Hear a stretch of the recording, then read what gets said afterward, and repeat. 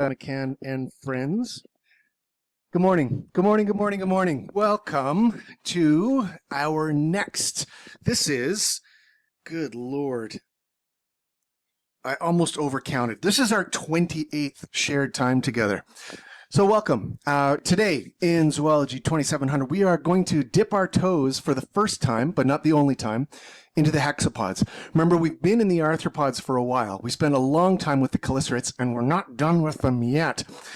So we're going to break out into some Hexapoda enthusiasm, some insect and their close kin enthusiasm today. So don't lose track of your annotation tools. We're going to use those.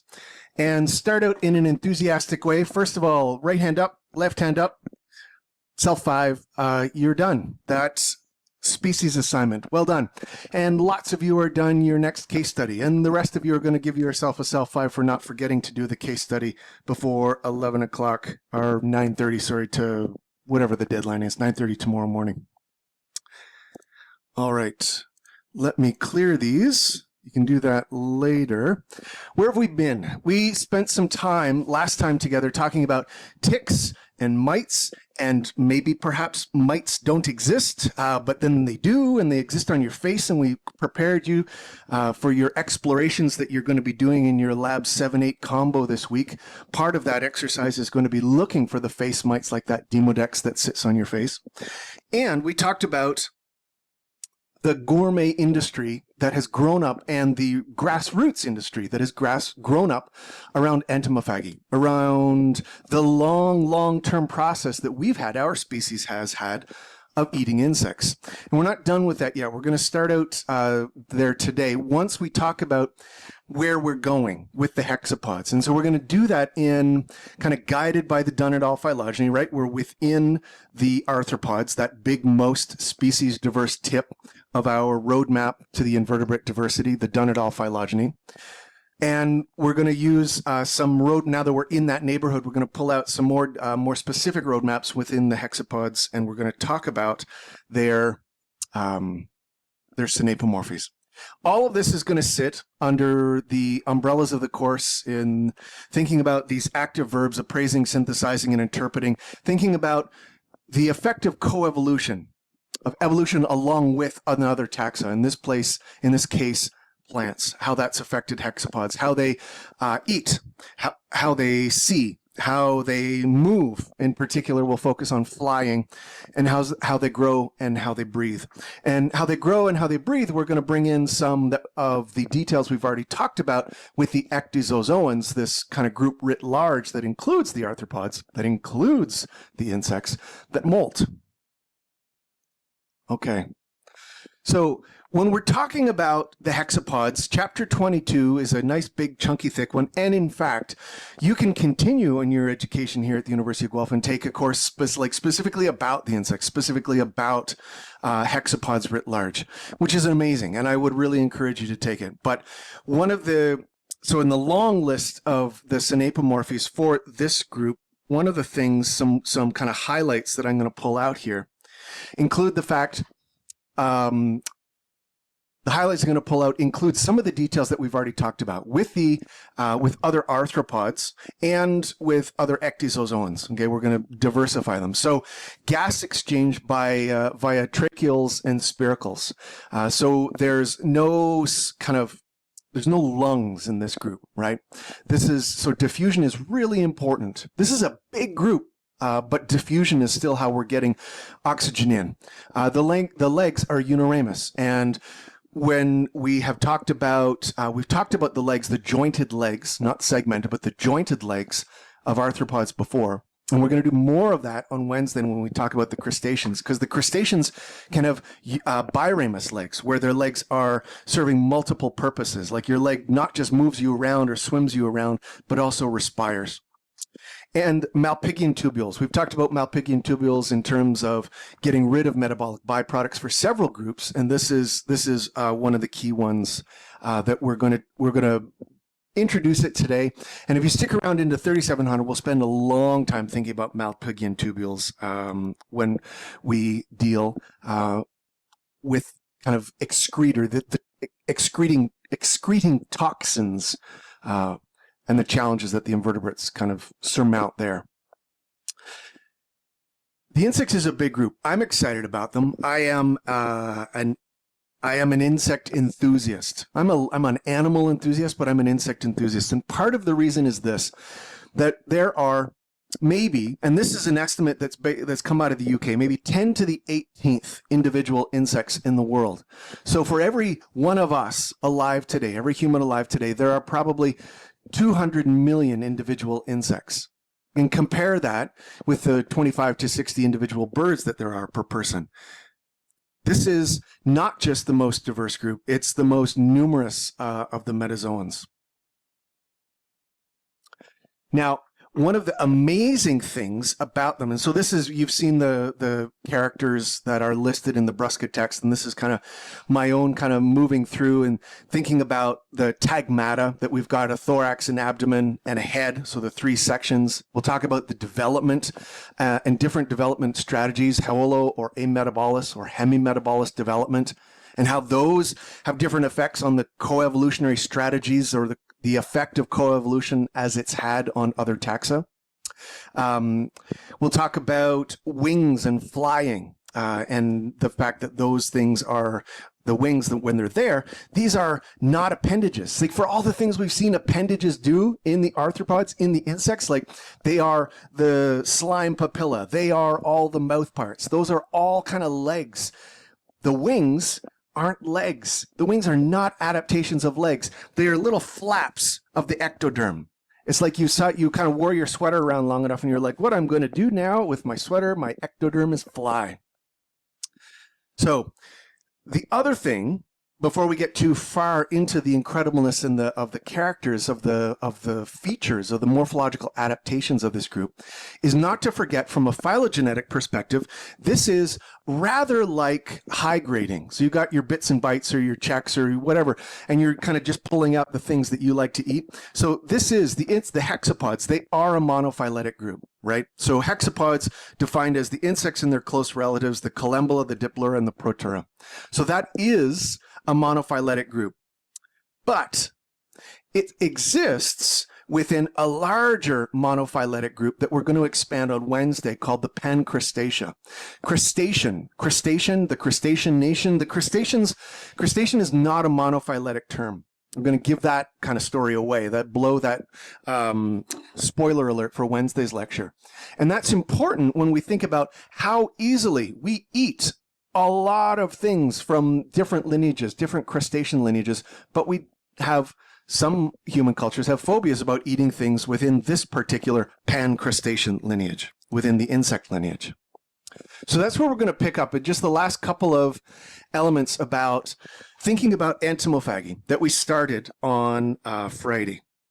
And so one of the Western-based, writ large, Western-based, our contemporary perceptions and reactions to insects are riddled with words like filth, like regret, like disgust, and kind of fall under this psychological term called neophobia, so fear of the new, even though this is a thing that we've been doing for as long as we have been a species.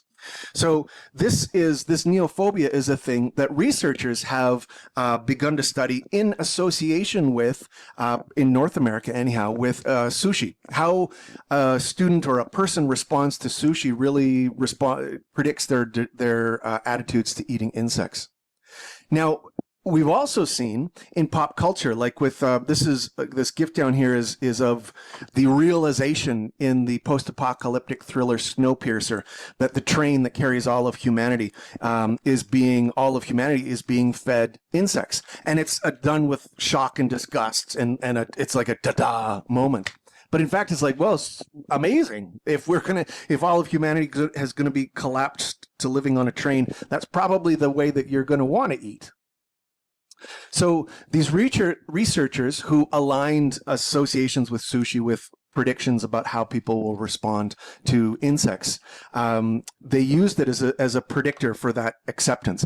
And I applauded you all last week because you are on this edge, this kind of cresting wave now of acceptance of the normality of eating things like cricket powder, of eating direct insects or byproducts for protein.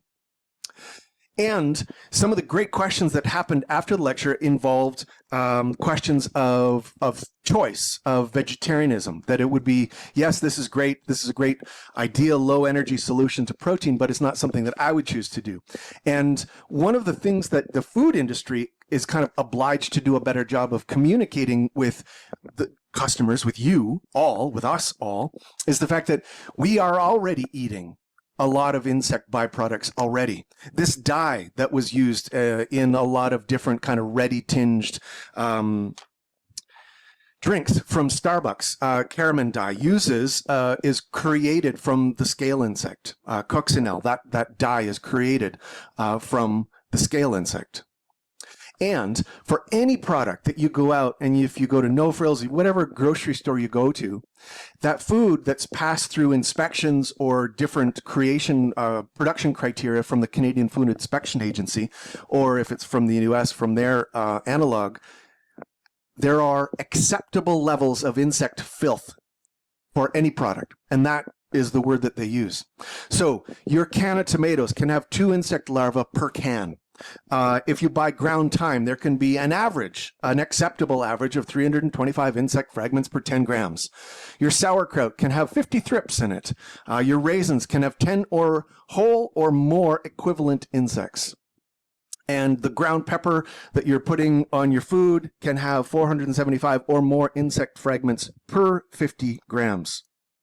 So those kinds of levels of acceptance that the Canadian Food Inspection Agency in Canada or the U.S. Food and Drug Administration in the United States, I think they are obliged, they ought to be better at communicating with people who are making choices to not include animal protein in their diet with this kind of information. So, as you are making choices, I've put this up a couple of times. Animal Farms is an Ontario-based insect protein production farm. It's one of the largest producers of insect protein in the Western Hemisphere. And they are heavily invested in promoting the energetic pluses of insect-based protein rather than vertebrate-based protein. That it takes 12 times less energy to feed the crickets and to produce the same amount of protein that it would for cattle. You can go and scan that QR code and go and check out their webpage. And if you're interested, we had one of their founders come and speak to this class in 2021. And if you scan that QR code over there on the right-hand side, you can go back and listen to his talk about how the company started, how he and his family, his brother started it, and what their plans are for the future. And in 2022, we had in the same year that chef Joseph Yoon, or if you know him on Blue Sky or Instagram, his handle is Brooklyn Bugs. The same year that he visited Jonathan Van Ness in the Netflix program Getting Curious to talk about insect protein, he visited us as well. This is his a little spiel from the intro or from the advertisement for that occurrence on Netflix here. We're trying to think of ways to reimagine food. We really hooked up the crickets on that one. We're trying to think of... Yeah. And so you can go and follow one of those courses. You can follow the scan here on top to go and visit the lecture that he gave to this class. It was kind of inspirational. He's a lovely man. We're trying to think... Okay. So there's Caramel telling me to look down, and I don't see any other questions yet or observations, so we're going to push on and to thinking about the incredibleness of the hexapods. Not just delicious, but fascinating. So way back into the annelids, into the true worms, the segmented worms, we have talked about the importance of segmentation and the importance of specialization of different segments.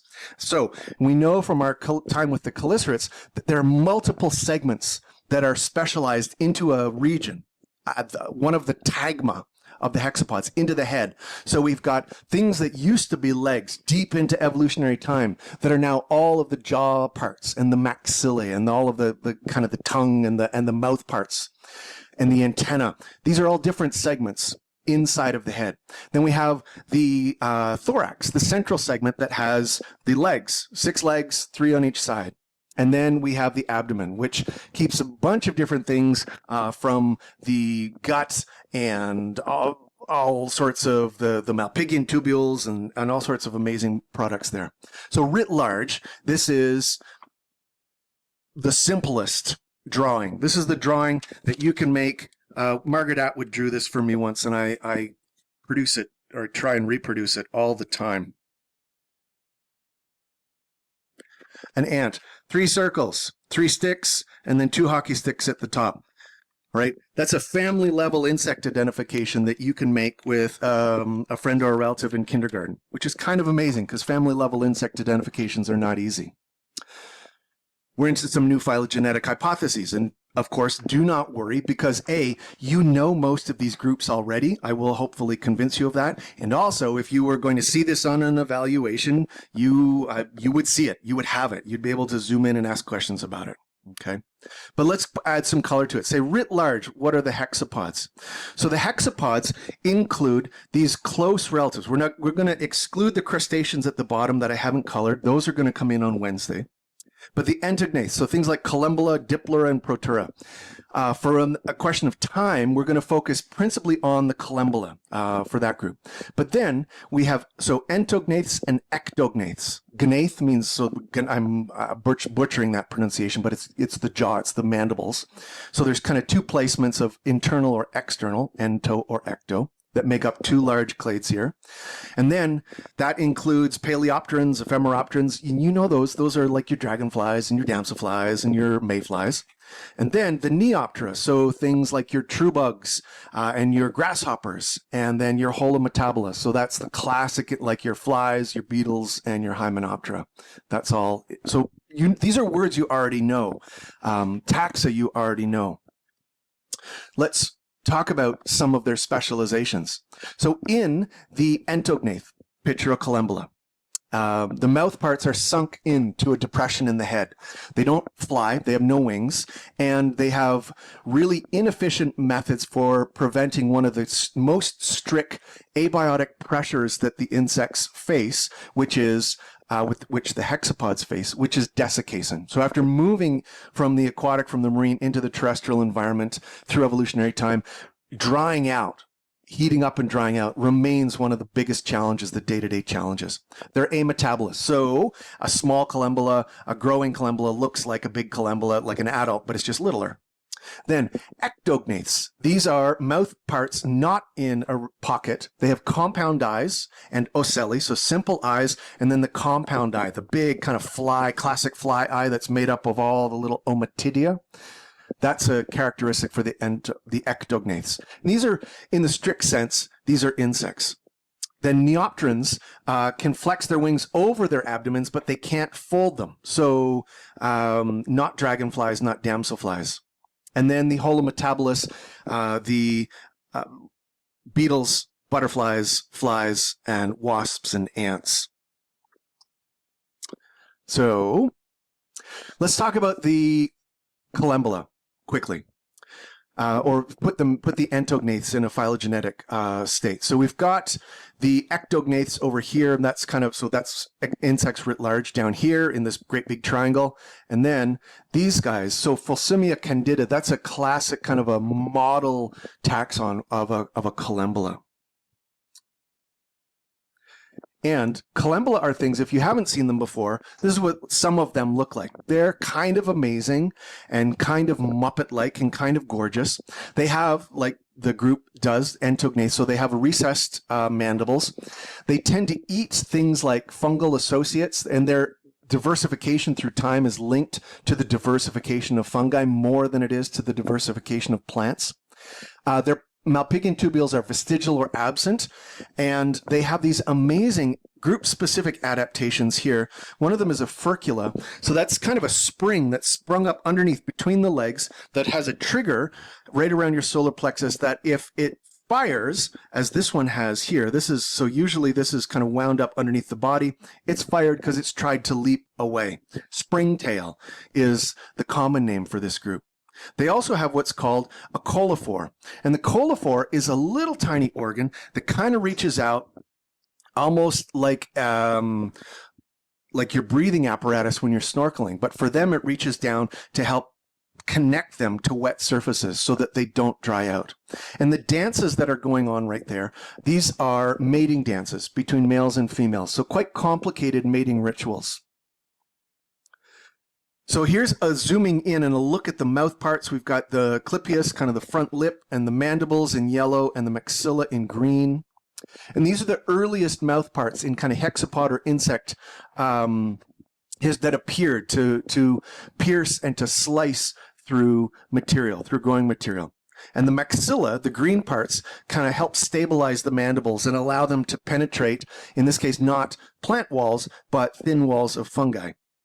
And the first, like I said already, the first boom through time is they track explosions in fungal diversity more than they do plant diversity. So those explosions in the entognaths precede the explosions in diversity through evolutionary time of the insects. So let's jump from the entognaths to the ectognaths. So insects in the strict sense. So we've got the neopterans. So your true bugs, the pentatomids, the stink bugs, that kind of thing. So they can flex their wings and they can fold their wings, versus the paleopterans and the ephemeropterans, like the dragonflies or the damselflies, which can't fold their wings. Folding their wings is, of course, an adaptation that's really related to taking advantage of different niches and being able not just to fly, but to hide. And then the holometabula, this is the key evolutionary adaptation of this group, is thinking about immatures and adults looking very different and feeding on very different food types. And so ecologically, no longer competing with each other. The paleopterans, the paranopterans, and the polynopterans, they're where the early instars tend to look just like smaller versions of the adult. That means to some extent or another that the juveniles are competing with the adults and vice versa for the same food source. But up here, where you have the classic kind of butterfly caterpillar differentiation, your mouth parts are very different and you're feeding on very different things and you're not competing. So juveniles, instar, different growth instars, the pupa, the imago, and this classic kind of a view of the end of summer in this part of the world and thinking about monarch butterflies, seeing the transition from caterpillars and eggs to caterpillars, to chrysalis, to pupa, to adult butterfly. Kind of amazing processes that we've talked about before in this course, because we've talked about the ecdysozoans and the fact that metamorphosis or metamorphosis is, with your emphasis, it does not matter, is under endocrine control. And so we've talked about ecdysone, and we talked about how it affects and kind of creates splits that develop underneath the growing cuticle and allow the growing individual to split out of its former. But there are two different, the process of molting is, as it's under that endocrine control, is under the control of the protocerebrum and the corpora cardiaca or the corpora alata. So different regions of different concentrations of the nervous system up in the head, up in the segments that create the head. So the corpora alata is the production of the first ecdytropin from the protocerebrum, kind of falls downstream, and then directs the corpora alata to synthesize juvenile hormone that then moves along downstream to the prothoracic gland, which creates the ecdysone. And remember, that's the hormone that initiates the molt. And so you can see in this GIF kind of moving through here of this Hercules beetle. A beetle kind of where the larva is as big as a polar sausage is the popular kind of comparison. Moves from being an egg to different stages, different larval stages. These are the instars where they don't change form, they just get bigger. And then a pupa where they change form dramatically and then assume the adult stage at the end, the imago. So when the juvenile molting hormone is high, the molt is larva to larva. So just changing in form. When it's an intermediate level, these kind of stages. So this is an intermediate level of juvenile hormone that triggers this molt from the largest larval stage to the pupa. And then it drops down, and then the molt will be from the pupa into the adult stage. And when there's no larval hormone at all, that's when the adult characteristics develop. That process, that final step from pupa to adult and from terminal larva to pupa is a dramatic reconfiguration. This is a zoomed in kind of a view into the chrysalis of a developing larva of a moth, of a butterfly or a moth. And you can see in the imaging that they've done, they've kind of pulled attention to some of the adult characteristics that are beginning to emerge. But the video is kind of amazing because it's tracking through time the emphasis on different gut or different adaptations. So the larva, the caterpillar, is a herbivore. It has a long, complicated gut.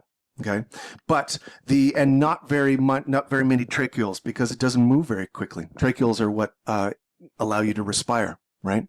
And so from day 1 at the top here with the dorsal, lateral, and ventral view all the way down to day 13, you can see that the emphasis on the gut reduces and the emphasis on respiration increases.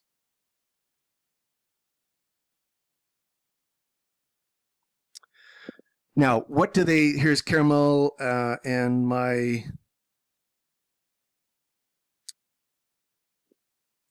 Yeah, that's great. I see some questioning and answering about synapomorphies and apomorphies. That looks good to me. And we can talk about that later if you'd like. But let's think about that really heavy investment, adult investment, or becoming an adult and investing in spiracles. And so openings of the trachea system into the air, being able to open and close so that diffusion, so that air can kind of move into the body and have access to the parts of the body that are respiring. So spiracles, if from your botanical background, is maybe a thing that you've run into before. These are, we call the same things, kind of or I guess stomata is the botanical equivalent, but that's what they look like here. This is on the side of a caterpillar up here. And so it's this little opening that can, in some taxa, be opened and closed, and in other taxa have to remain open all the time. And what is going to happen is that by pumping the body, by flexing kind of the segments of the body, that there can be a pressure vacuum, a bit of a vacuum created that draws oxygen in from the outside into these spiracles. And so it moves along the trachea and the tracheal system into the depths of the body, where it can then transfer the oxygen that it is filled with to the muscles and to the tissues that are doing the work. And so this kind of flexing, I kind of keep thinking about kind of calm, warmer days of summer when you can sit and lie and kind of lie on your stomach and watch some of these things happen, watch some of the insects do it. Watch for this flexing of the abdominal segments. That's respiration. That's kind of, that's your body, you're filling and emptying your respiratory organ. So one of the ways that this is happening is, let's take a close look. There's two different kind of hypotheses here, but we're going to zoom in to the fact that this is the spiracle. This is the outside of the insect. So the cuticle, the boundary between the exterior and the interior. Then the spiracle, that opening, leads into the trachea that becomes a tracheole that then kind of innervates or moves right into the muscles that are doing the work. So this is a short kind of a track, a short network, but there's no circulatory system that's moving that that oxygen in, right? This is just diffusion that's happening. And so there's two different models that kind of move these along. One of them is the idea that in some taxa, the abdominal segments will telescope in and out to create the negative pressure needed to draw the oxygen in. And some of them will act like a syringe. Individual sections will kind of push in and out. Which taxa doesn't matter. There's time for you to kind of take other courses to figure that out for yourself. But the two elements that are important, the last one first, all of this requires aqueous diffusion. So you can't be that big, right? A big insect like that kind of Polish sausage, that's a big insect for diffusion to still work. And then the second, I want to consider, or the second last, let's consider secondarily what happens to the tracheoles during ecdysis, because these are part of the cuticle. The trachea and the tracheal system is part of the cuticle. Some or all of them are going to be lost when they molt. So the first thing that I want to think about with diffusion, the dependence upon aqueous diffusion, is that it really limits their body size. So a lot of the plot lines of like B-movie horror movies from the 1950s, giant ants, giant insects, giant, this might just be going to the near Algonquin Park in May, just giant mosquitoes or giant black flies. It can't happen, because they couldn't respire, they couldn't breathe. Oxygen could not make it in to all of the tissues that would be doing work to terrorize this couple in their car. There were periods in the Earth's history where we had much higher concentrations of oxygen, and what we see at that point in the fossil record is much larger insects. Dragonflies with kind of a wingspan of upwards of 1 meter long. That couldn't happen today, but it did happen then. And so insect body size through evolutionary time has tracked the oxygen concentration in the environment. So already a link to the plants, a coevolutionary link, not a food source, but an oxygen source. Now let's think about the molting. We've seen, I've shown you this diagram before, this image on the left-hand side from my backyard, and thinking about the stress as this cicada has molted, and that these are bits of the tracheal system. So it's pulled its guts out to molt. Not only has it burst out of its skin, it's removed its guts. And so if all of the trachea and the tracheoles are lost during molting, you can imagine that that would be very stressful. And because of the way that oxygen is bound in aqueous solutions, this was going to be compounded if the ambient temperature of the environment rises. And it's led some researchers to talk about, or to make the analogy that molting would be for us like ripping your lungs out. And I want to have you find your annotation tools here, because I'd like you to plot kind of two scenarios here. All right. One of them is, so we've got time on the x-axis and then oxygen consumption on the y-axis. So the first, do just a growing larva. If you can find blue, that would be great. So a non-molting larva, one that's just getting bigger and bigger and bigger. So as it's going in time, it's getting bigger. What's going to happen to the oxygen consumption as that thing gets bigger? Do that first in a blue or a darker color. Exactly. Yeah. So kudos on the shades of blue and okay, pause. Amazing. That's amazing. I love it. Now, I want you to think about and concentrate on this point in the graph. Say what is that? Like 8.5 hour to 10.5, 8 to 11. A molt is going to happen. So what would you imagine might happen to the oxygen consumption in that larva as it enters into a molt, molts, and then grows again? So pick a orange or a red color and show me your hypothesis there for that growth stage. So that scenario of molting.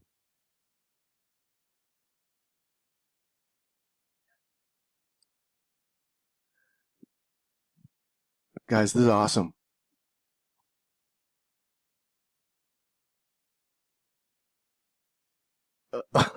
You make me smile. That's awesome. Okay. Put both hands up and like high five anyone who's around you, and then high five yourself if no one is around you. I'm going to, first of all, I'm going to show you the data underneath here, because it really, and before I take away all of yours amazing drawings, because it's basically what you predicted. The first change is that it runs at that molt. And so the oxygen, it's kind of, just like a deep diver would do, like it's filling its system with oxygen beforehand. So this rate, this difference between the filled circles in hours like 4 to 8, that's a larva that's preparing to molt. But then, and this final hour, boom, a real spike, and then a drop because it can't, and then a slow recovery. So you see, I think the scenario, the real scenario, that analogous to kind of preparing for a deep dive, not being able to respire, and then when you can respire again, just and taking a great big gulping breath.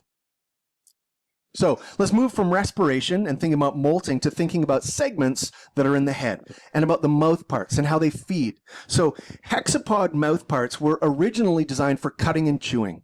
And we've seen, or we will see, we're going to unpack this in a second, that most of those historically, in evolutionary time, those were associated with adaptations to eating plants. So we see big explosions in the diversity of insects as we see big explosions in the diversity of plants. So herbivory, cutting and chewing green things, was kind of the ancestral state, a likely ancestral state. So herbivory remains very common. So, in different mouth parts now are associated with different strategies. And so you can eat, if you're an insect, you could eat plant or animal food. And you could eat solid food or liquid food, right? And whereas historically they would have been restricted to hard plant material or soft plant material, like the phloem.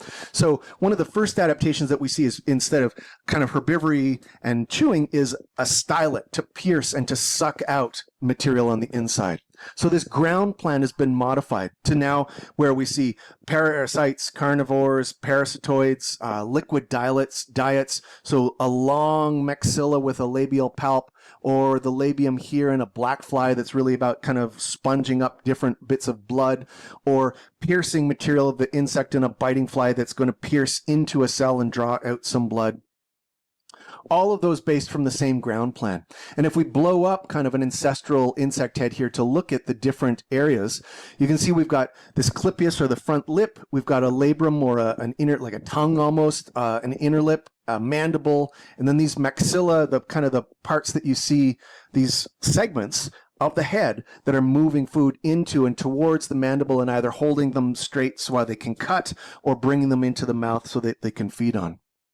So another just reminder, all of these incredibly beautiful mouth parts are formed with appendages on the head segments. So trilobite area, these were legs.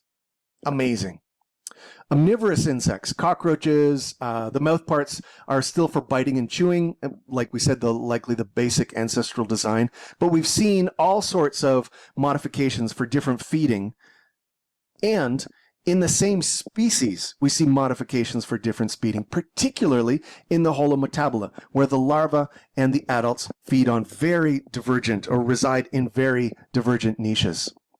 This is an amazing one. This is another ant one. So what you're looking at here is a Stromogenes. This is a species from Costa Rica that can move around, and it moves around with these power-amplified mandibles. So take a quick look right on the inside here, and you see these are the mandibles just open wide, like for a big giant hug with that colembula. But there's little triggers, hair-like triggers, that act as a rangefinder. They bump into it, the antenna goes, "Is that tasty?" And then bam, it shuts. And these, one genus of ant, a diverse one, but one genus, can have radically different morphology. So not just across like Lepidoptera to flies to beetles, whatever, but even just within one genus of ant, you can have things that have, this is the power, or like a gripping mandible that closes very carefully, and then the predatory, much more aggressive, long trap jaw mandible. And they both feed on colembula. How they're differentiating themselves is not always clear, but you can see that the basal mandibular process, which is like the trigger for each of the mandibles, is associated with a very different set, bigger heads, long heads, full of muscle to power those closings. But beyond predators, herbivores remain one of the most important groups of insects. And in fact, even though when we think of like the pressures of herbivory, I think we're biased to thinking about, like grazing deer and moose and cattle or whatever. But insects are the most significant group of herbivores in the world. In a tropical forest, maybe upwards of a quarter of the leaves that you see will be consumed by insects. And insects that consume plants are nearly half of all named insect species. And that diversity reflects some of the coevolutionary arms race through time with angiosperms. And we'll unpack that more if you stick around for 3700, the evolutionary arms race aspect. But there are other ways that the taxa live together. So in this case, we've got a plant species or a burdock that's covered in aphids, and those aphids are being tended by ants. So let's talk about the aphids and the plants for a second. The aphids feed on the sap that's moving within the cells of the plants. And many aphids can be really host specific. They're not just looking for any plant. They're looking for a very particular set of plant that their mouth parts are evolved towards eating up. Okay? The sap that they're eating is rich in sugars, but low in nitrogen. So they need to eat a lot of things. And this can be costly to the plant, but it also can be, it produces a problem for the aphid because they have to excrete a lot of that because they just can't consume all of it. That is useful for the ant. The ant shows up and it begins basically to farm the aphids and inspire them to excrete, to like poop out extra bits of the sap that they're consuming that then the ant can consume and carry back to their colony and feed their queen. So insects acting on other insects, acting on plants, plants in turn acting on them.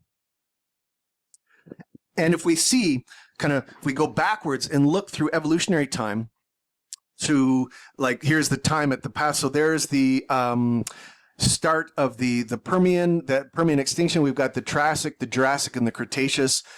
And we see land plants kind of emerging here. And with the emergence of land plants up here, we see a lot of insect lineages. Major insect lineages make their first appearance. And they get the breadth or the width of that line indicates their diversity or their diversification through time. So these were not the angiosperms. These are like gymnosperms and other plants. So that initiates the diversity. But the biggest pulse of diversification happens with the angiosperms, with seed plants. And so big diversification in all the classic lineages of insects that you know and care about today, like the beetles and the butterflies and the flies and the ants. All right. Yeah, exactly like freediving. That's exactly right. Okay, let's take a look at the flying. Because for all the history that's like for thinking about Archaeopteryx and thinking about kind of all of the bats and birds and flying, the first flying animals on this planet were insects, were hexapods. And they went about it in a completely different way. Because, like we've already talked about, those wings are not appendages. They are thin folds of the exoskeleton. Okay? And the evolution of flight by flapping the folds of your exoskeleton gave them a distinct advantage, we would hypothesize, through time, because they can move, they can find, they can escape from predators, they can become predators, and they can access new habitats if a habitat is potentially a patchy resource. And then a secondary adaptation of being able to fold and to hide them, to origami them underneath the elytra of a beetle, that's another kind of big step that allows a diversification of the lineage. But let's talk a little bit about flight, because insect flight is kind of amazing. So this is the video that's kind of showing there is of a dragonfly. Dragonflies and damselflies and the ephemeroptera are the only lineages that have direct flight, where the muscles are actually flapping the wings. All other insects have what's diagrammed here on the other side, which is indirect flight, where the flight muscles here, these kind of great big bulky muscles that are going from top to bottom of the insect's exoskeleton are, and then running lengthwise. Those muscles are to the exoskeleton. So here's I have a jam lid and a spaghetti sauce lid, and I'm going to put it by my, right? I'm hoping perhaps that comes through, but I'm pinching it, and that's making that pop, pop, pop, pop, pop sound. And if it's not coming through, you've probably handled lids before, and you can imagine them. Pop, pop sound. That's essentially what's happening. This would be the cuticle, the dorsal, and the ventral, and you've got muscles going back that are pulling them together, and then from anterior to posterior, pulling them up again. And that's flapping the wings. An extremely one would say from a design perspective, potentially ineffective. So the upstroke depressing the tergite and contracting the vertical muscles, the downstroke arching the tergite and contracting the longitudinal muscles. That's kind of amazing to me. So there's their dorsal ventral muscles contracted up and down. So there it is as a GIF. This is an incredibly successful way, but I love to call attention to it that it's not really what, if you gave this to a team of engineers, this is not what they would design. This is not the most efficient way. This is an evolutionary success in that it's been good enough. Right? That's it. This is just for your interest. This is an electron microtomography that is calling attention with color to the different muscle groups. So you can see smaller ones in green and blue that are steering, slightly adjusting, and then the big meaty muscles, the oranges and the reds and the yellows in the center, those are the power muscles. And this is a fly. Okay. There.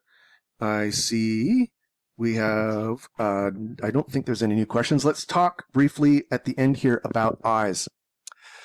So a compound eye for the ectognaths and for the insects writ large. This is a wide array of sizes. On a celli, the simple eye, that's like this little creature here. These are simple eyes. This is the compound eye.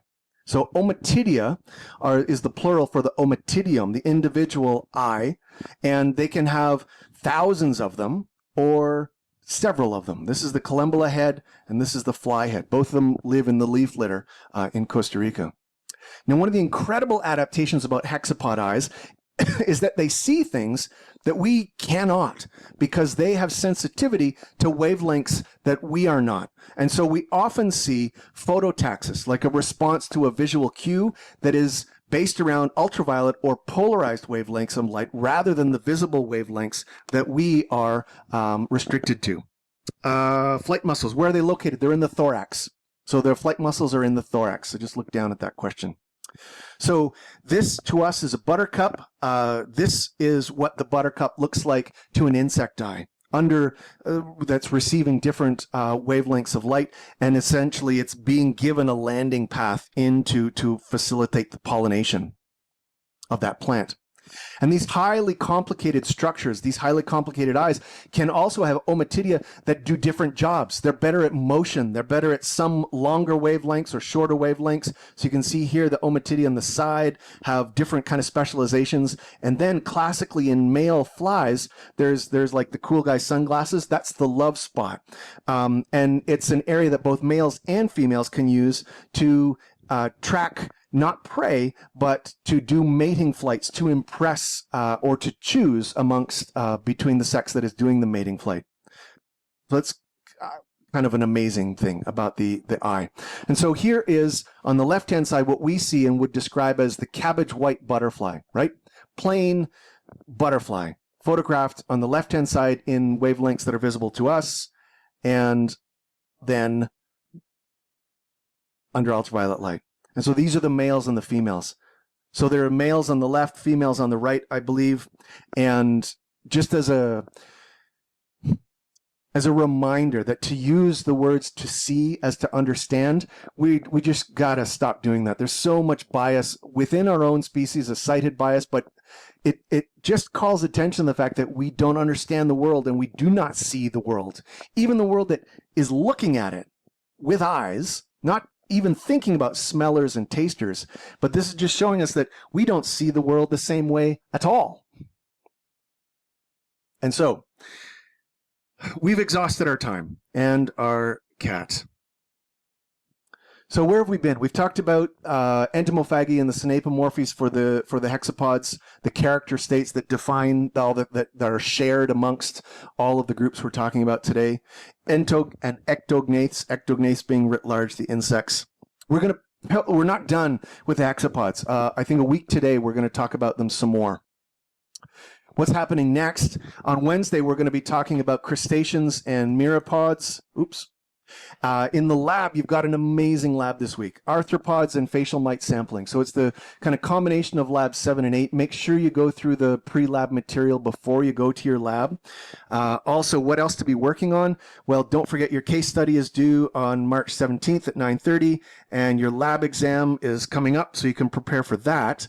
And that's kind of the time that we've got. So I'm going to stop recording. I'm going to encourage you to be good to yourself, good to others around you, and to advocate for the little things that run the world.